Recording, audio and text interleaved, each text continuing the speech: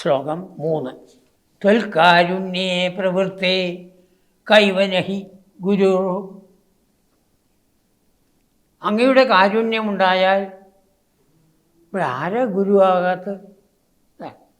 കൈവനഹി ഗുരുഹു, എല്ലാവരും ഗുരുക്കന്മാരാകുന്നു എന്നർത്ഥം. അതാണ് ദത്താത്രേയ മഹർഷി യതി ചക്രവർത്തിക്ക് കൊടുക്കുന്ന ഉപദേശം. ആ ഭഗവാനെ ഭജിക്കാൻ തുടങ്ങിയാൽ ഭഗവാന്റെ കാരുണ്യം കൊണ്ട് എല്ലാവരും നമ്മുടെ ഗുരുക്കന്മാരായിത്തീരുന്നു. ഞാൻ എല്ലാവരും ഗുരുക്കന്മാരായിട്ട് കണ്ടു. ദത്താത്രേയ മഹർഷി യതി ചക്രവർത്തിയോട് പറയുകയാണ്, ഞാൻ എല്ലാവരും ഗുരുക്കന്മാരായിട്ട് കണ്ടു. എൻ്റെ ദേഹം പോലും ഗുരുവാണ്. ഞാൻ ഓരോന്നായിട്ട് പറഞ്ഞുതരാം എന്ന് പറഞ്ഞിട്ട് ദത്താത്രേയ മഹർഷി പറയുന്നതാണ്. കൈവനഹി ഗുരുർ ലോകവൃത്തേ വിഭൂമൻ.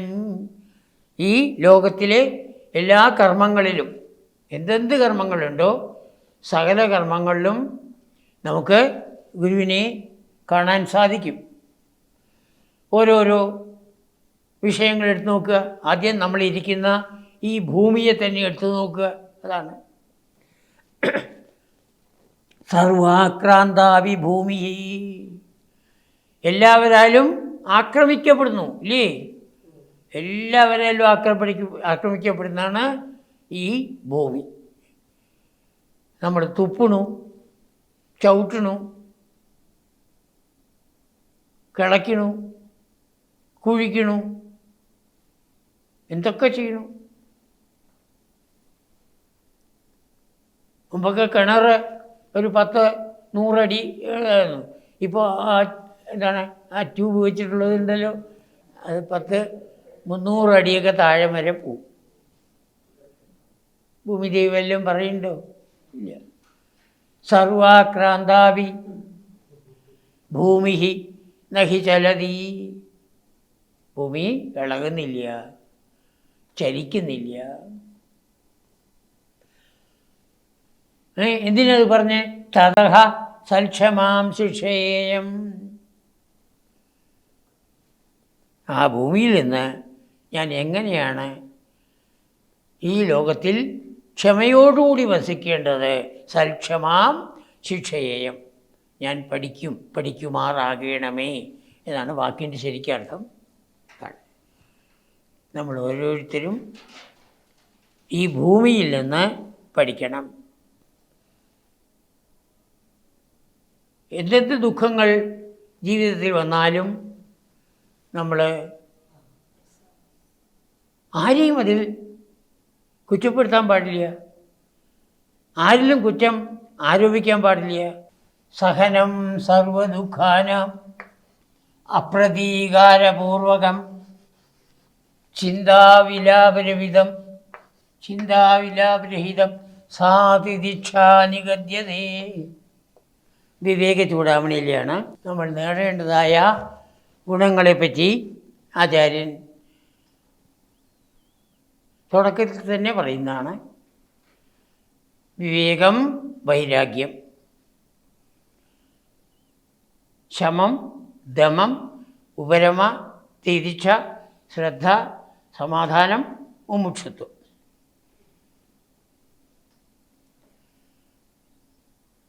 ഇവിടെ ഭഗവാൻ മാത്രമേ ഉള്ളൂ. ഭഗവാൻ അന്യമായിട്ടൊന്നുമില്ല. പലതായിട്ട് കാണുന്നത് ഭഗവാന്റെ ശക്തിയായ മായ നമ്മളെ മോഹിപ്പിക്കുകയാണ്. വിവേകം. അങ്ങനെ വിവേകം വന്ന് എന്തൊക്കെ വസ്തുക്കളുണ്ടോ അതിൽ വിരാഗം ഉണ്ടാവണം, വൈരാഗ്യം വരണം. അതിന് നമ്മൾ എന്ത് ചെയ്യണം? ശമം, മനസ്സിനെ നിയന്ത്രിക്കണം. ദമം, ഇന്ദ്രിയങ്ങളെ നിയന്ത്രിക്കണം. ഉപരമ, ഭഗവാനെക്കുറിച്ച് ചിന്തിക്കണം. ഭഗവാന്റെ അടുത്തിരുന്ന് രമിക്കണം എന്നാണ് വാക്കിൻ്റെ അർത്ഥം. ഉപരമ, നിരന്തരം ഭഗവാനെക്കുറിച്ച് ചിന്തിക്കണം. തിരീക്ഷ, ഇതാണ് തിരീക്ഷ, ക്ഷമിക്കും.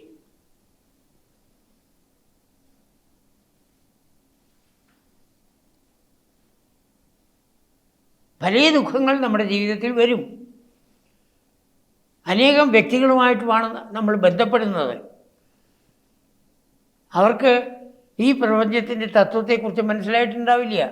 നമ്മളത് മനസ്സിലാക്കിയല്ലോ. അപ്പോൾ എന്ത് ദുഃഖം വരുമ്പോഴും നമ്മൾ ആരിലും കുറ്റം ചുമത്തരുത്.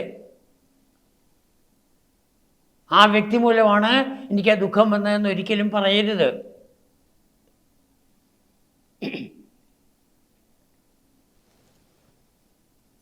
സഹനം സർവദുഃഖാനാം, എല്ലാ ദുഃഖങ്ങളും സഹിക്കും.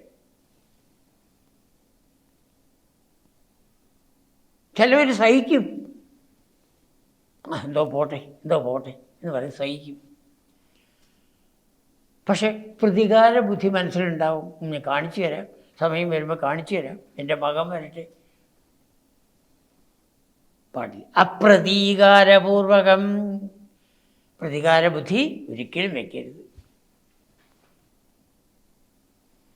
ചിലവർ പ്രതികാര ബുദ്ധി ഇല്ലാതെ കൊണ്ടും ഇരിക്കും. പക്ഷേ ഏതൊരു ദുഃഖമുണ്ടായോ അതിനെക്കുറിച്ച് വിലപിച്ചുകൊണ്ടിരിക്കും, അതിനെക്കുറിച്ച് പറഞ്ഞുകൊണ്ടിരിക്കും. ആരോടാ പറയുക? അറിയുന്ന ആൾക്കാരോട്. അറിയുന്ന ആൾക്കാരെ ധൃതിയിൽ പോവുകയാണ്, ഓഫീസിലേക്ക് ധൃതിയിൽ പോവുകയാണ്, ബസ്സിന് പോവുകയാണ്, കയ്യിൽ പിടിച്ചിട്ടാണ് നിർത്തുക. എന്നിട്ട് തൻ്റെ ദുഃഖം ഭാണ്ഡം അങ്ങോട്ട് അഴിക്കും, മഹാഭാരതം അഴിക്കും. ഈ കേൾക്കുന്ന ആൾ വല്ലതും കേൾക്കുന്നുണ്ടോ? ഇല്ല. അല്ല, ആ ബസ് പോയി, ഇനി അടുത്ത ബസ് എപ്പോഴാണാവോ എന്ന് ചിന്തിച്ചുകൊണ്ടിരിക്കുകയാണ്. നമ്മുടെ ശാന്തി നേരത്തെ പോയി, അയാളുടെ ശാന്തിയും പോയി. വിലപിക്കരുത്. ആരോടും നമ്മുടെ ദുഃഖത്തെക്കുറിച്ച് പറയരുത്. ചോദിച്ചാൽ പറഞ്ഞോളൂ, ചോദിച്ചാൽ പറയണം. ചിന്ത വിലാപരഹിതം, വിലപിക്കരുത്, ചിന്തിക്കാനും പാടില്ല. ചിലവർ വിലപിക്കില്ല, പക്ഷേ അതിനെക്കുറിച്ച് തന്നെ ചിന്തിച്ചു കൊണ്ടിരിക്കും. ഏറ്റവും ചിന്തിക്കാനുള്ള നല്ല സമയം രാത്രി. എല്ലാം ശാന്തം, എല്ലാ വിളക്കും അണഞ്ഞു, മനസ്സിലെ വിളക്ക് അങ്ങോട്ട് പൊന്തി. എന്നാലും അവൻ എന്നോട് ഇങ്ങനെ ചെയ്തില്ലേ, എങ്ങനെ നോക്കിയതാണ് ഞാൻ അവനെ, എന്നിട്ട് അവൻ എന്നോട് ഇങ്ങനെ ചെയ്തു, കഴിഞ്ഞു. അന്നത്തെ ഉറക്കം കഴിഞ്ഞില്ലേ? ചിന്തിക്കരുത്. എപ്പോൾ ദുഃഖം വരുന്നു അപ്പോഴേക്കപ്പോഴേ. ഇന്നിപ്പോൾ മൊബൈൽ ഉണ്ടല്ലോ, ഉടനെ ഡിലീറ്റ് ചെയ്യും.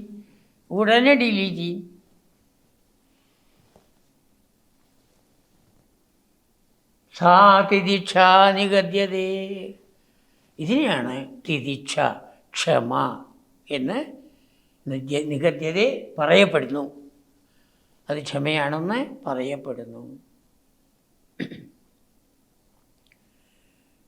ഒരു ദുഃഖത്തിനെക്കുറിച്ചും നമ്മൾ ചിന്തിച്ചുകൊണ്ട് നമ്മുടെ സമാധാനത്തിനെ കളയരുത്. നിരന്തരം ഭഗവാനെ ജപിച്ചുകൊണ്ട്, ഭഗവാനെ എൻ്റെ എല്ലാ ദുഃഖങ്ങളും തീർത്തു തരണമേ എന്ന് പ്രാർത്ഥിക്കൂ.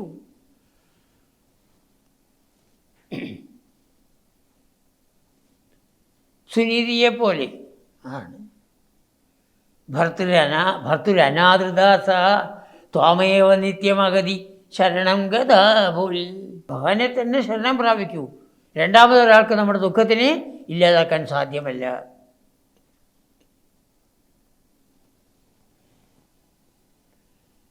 അപ്പോൾ ഭൂമി എൻ്റെ ആദ്യത്തെ ഗുരു. ഏതെല്ലാം വിധത്തിൽ ഭൂമി ആക്രമിക്കപ്പെടുന്നു, പക്ഷേ ഭൂമി അല്പം പോലും ചലിക്കുന്നില്ല. അതിൽ നിന്ന് ഞാനും ഭൂമിയെപ്പോലെ ആകണം, ക്ഷമിക്കണം. എന്തെന്ന് ദുഃഖങ്ങൾ എൻ്റെ ജീവിതത്തിൽ വരുന്നുവോ അതൊക്കെ ഞാൻ തന്നെ നേടിക്കൊണ്ടുവന്നതാണ്. അതെൻ്റെ പൂർവ്വജന്മ കർമ്മഫലമാണ്. പൂർവ്വജന്മത്തിൽ ഞാൻ എന്തോ ദുഷ്കർമ്മം ചെയ്തു. ആ ദുഷ്കർമ്മമാണ് ഈ വിധത്തിൽ ആ ദുഃഖമായിട്ട് വന്നത് എന്ന് മനസ്സിലാക്കി ആരോടും ദേഷ്യമില്ലാതിരിക്കണം. ഭഗവാൻ ഗീതയിൽ അത് വ്യക്തമായിട്ട് പറയുന്നു. 18:12. അനിഷ്ടമിഷ്ടം മിശ്രം ച ത്രിവിധം കർമ്മണഫലം ഭവത്യത്യാഗിനാം പ്രേത്യ. മതി, അത്ര മതി നമുക്ക്. ഏത് കർമ്മത്തിനും 3 ഫലം: അനിഷ്ടം, ഇഷ്ടം, മിശ്രം. അനിഷ്ടം, ഇഷ്ടമല്ലാത്തത് ദുഃഖം. ഇഷ്ടം, ഇഷ്ടമായത് സുഖം. മിശ്രം, സുഖദുഃഖ സമ്മിശ്രം. ഭവത്യത്യാഗിനാം പ്രേത്യ. ഇപ്പം നമ്മൾ ചെയ്തതെല്ലാം മരിച്ചിട്ടാണ്. പ്രേത്യ, മരിച്ചിട്ട് അടുത്ത ജന്മത്തിലാണ് വരുന്നത്. അപ്പം ഈ ജന്മത്തിൽ നമുക്ക് എന്തൊക്കെ വന്നിരിക്കണോ എല്ലാം കഴിഞ്ഞ ജന്മത്തിലെയാണ്.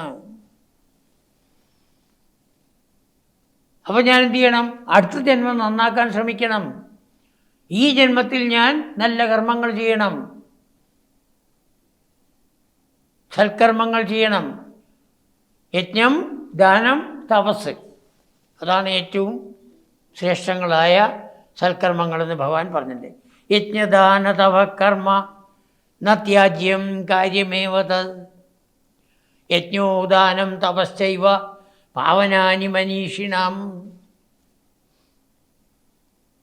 യജ്ഞം, ഭഗവാനെ പൂജിക്കൽ. ദാനം, എന്താ നമുക്ക് ഭഗവാൻ തന്നിരിക്കണേ? എൻ്റെ ഒരു ഓഹരി മറ്റുള്ളവർക്ക് കൊടുത്തുകൊണ്ടേയിരിക്കും.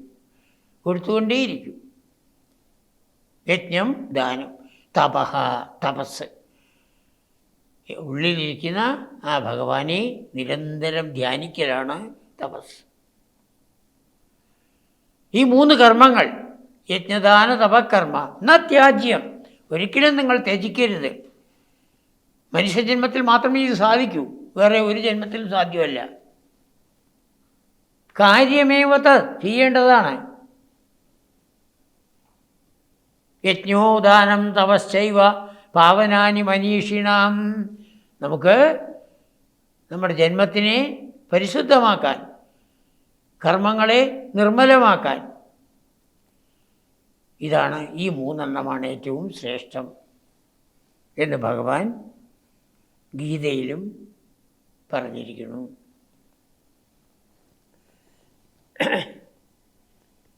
അപ്പോൾ ഭൂമിയിൽ നിന്ന് ഞാൻ പഠിച്ചതായ, അതാണ് ആദ്യം കൊടുക്കാൻ കാരണം. ക്ഷമ, അതാണ് വേണ്ടത്. അല്ലാണ്ട് ഒരു കണ്ണിന് മറ്റേ കണ്ണ്, ഒരു പല്ലിന് മറ്റേ പല്ല് അല്ല. വലിയ ആൾക്കാർ അങ്ങനെയുള്ള അഭിപ്രായക്കാരുണ്ട്. മഹാത്മാഗാന്ധി അതുപോലൊരു മനുഷ്യനെ നമുക്ക് കാണാൻ സാധിക്കൂ. കൈ അനക്കി പോകരുത്, അതാണ് സത്യാഗ്രഹം. ഇതാവണു. നിങ്ങൾ ആരോടും കോപിക്കരുത്. പോലീസുകാർ അവരുടെ കർമ്മം ചെയ്യും, നിങ്ങളൊന്നും ചെയ്യാൻ പാടില്ല, അനങ്ങിപ്പോരുത്. ആരെങ്കിലും അനക്കി ലഹള ഉണ്ടാക്കുക ചെയ്തിട്ടുണ്ടെങ്കിൽ ഞാൻ നിർത്തും, സത്യാഗ്രഹം നിർത്തും എന്ന് പറഞ്ഞിട്ടാണ് തുടങ്ങുക. ആദ്യത്തെ സത്യാഗ്രഹം സൗത്ത് ആഫ്രിക്കയിലായിരുന്നു. സൗത്ത് ആഫ്രിക്കയിൽ അവരൊരു കരിനിയമം പാസ്സാക്കി. ആൾക്കാരെയൊക്കെ പറഞ്ഞയക്കാനുള്ള വഴിയാണ്. ആരൊക്കെ അവിടെ വന്നിട്ടുണ്ടോ 25 പവൻ കൊടുക്കണം. 25 പവൻ. കൂലിപ്പണിക്കാരായിട്ടുള്ളവരൊക്കെ വന്നിട്ടുണ്ട്. അപ്പോൾ അതിനെ ഒരു കരിനിയമമായിട്ട് പ്രഖ്യാപിച്ചു. ആ നിയമത്തിൻ്റെ കോപ്പി അങ്ങോട്ട് എടുത്തു, എല്ലാവരും എടുത്തു.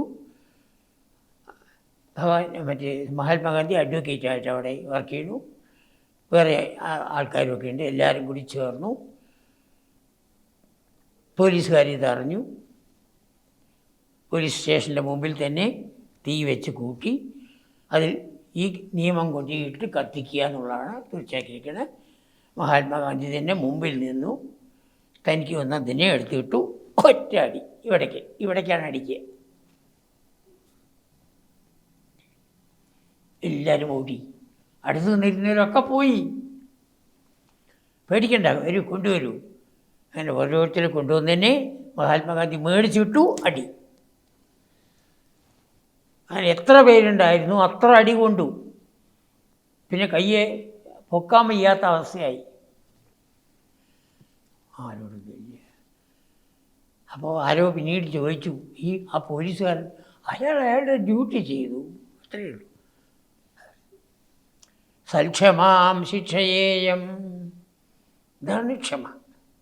അത് ഇന്ത്യയിൽ വന്നതിന് ശേഷം ആ ക്ഷമ ഒന്നുകൊണ്ട് മാത്രമാണ് നമുക്ക് സ്വാതന്ത്ര്യം കിട്ടിയത്, അല്ലെങ്കിൽ ഒരിക്കലും കിട്ടില്ല.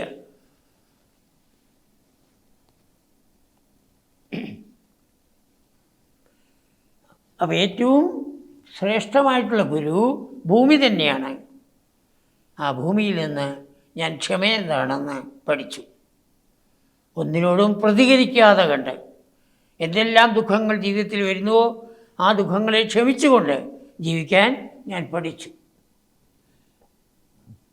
ഗൃഹിണീയാമീശ തത്തദ്വിഷയപരിചയേ അപ്രസക്തിം സമീരാ. സമീരൻ വായു, രണ്ടാമത്തെ ഗുരു വായുവാണ്. തത്തദ്വിഷയപരിചയേ, എല്ലാ വിഷയങ്ങളുമായിട്ട് വായു ബന്ധപ്പെടുന്നു അല്ലേ? നല്ല വിഷയങ്ങൾ, നല്ല സുഗന്ധമുള്ള വിഷയങ്ങളായിട്ട് ദുർഗന്ധമുള്ള വിഷയങ്ങളായിട്ടും ഉണ്ട്.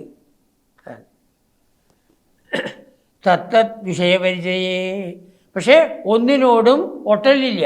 അപ്രസക്തിം, ഒന്നിനോടും ഒട്ടലില്ലാതെ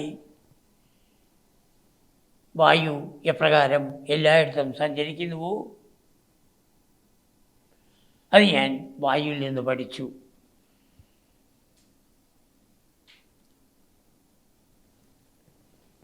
വ്യാപ്തത്വം ജാത്മനോമേ ഗഗനഗുരുവശാൽ.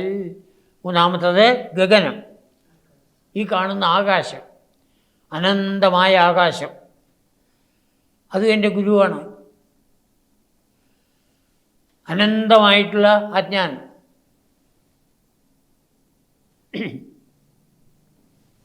ആ ആകാശം പോലെ ഈ ആത്മാവ് സകലയിടത്തും വ്യാപിച്ചിരിക്കുന്നു. ഇപ്രകാരം ആകാശം സർവവ്യാപിയാണോ, സർവത്ര വ്യാപിച്ചിരിക്കുന്നുവോ അതുപോലെ എല്ലാ ശരീരങ്ങളും, സകല ശരീരങ്ങളും വ്യാപിച്ചിരിക്കുന്നു. അതുപോലെ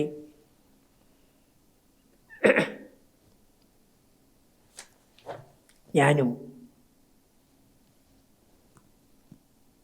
ഒന്നിനോടും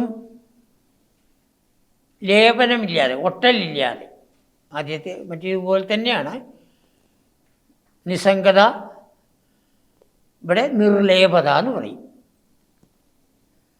ഒന്നിനോടും ഒട്ടിച്ചേരാതെ, പറ്റിച്ചേരാതെ. വായു സർവത്തിൻ്റെയും മുകളിൽ കൂടി പോകുന്നു, പക്ഷെ ഒന്നിൻ്റെയും ഗുണത്തിനെയും സ്വീകരിക്കുന്നില്ല. ചിലത് നല്ല ഗുണം, ചിലത് ചീത്ത, ഒന്നിനെയും ഇതാവുന്നു. അതുപോലെ ഞാനും അതെനിക്ക് ഭാതുമേ, അതെനിക്ക് പ്രകാശിക്കട്ടെ, അങ്ങനെ ആവാൻ എനിക്ക് സാധിക്കട്ടെ. വായുവിനെപ്പോലെ, ഭൂമിയെപ്പോലെ ക്ഷമയോടുകൂടി ജീവിക്കാനും, വായുവിനെപ്പോലെ എല്ലാ വിഷയങ്ങളുമായിട്ട് ബന്ധപ്പെടുമെങ്കിലും ഒന്നുമായിട്ടും ഒട്ടാതെ കണ്ട്, ആകാശത്തിനെ പോലെ സർവത്ര വ്യാപിച്ചു നിൽക്കുന്ന പോലെ ഈ ആത്മാവും എല്ലായിടത്തും വ്യാപിച്ചു നിൽക്കുന്നതാണ് എന്നുള്ളത് എനിക്ക് ഭാനം ചെയ്യട്ടെ, എൻ്റെ മനസ്സിൽ പ്രകാശിക്കട്ടെ. സർവത്ര ഗോവിന്ദനാമ സങ്കീർത്തനം. ഗോവിന്ദ ഗോവിന്ദ.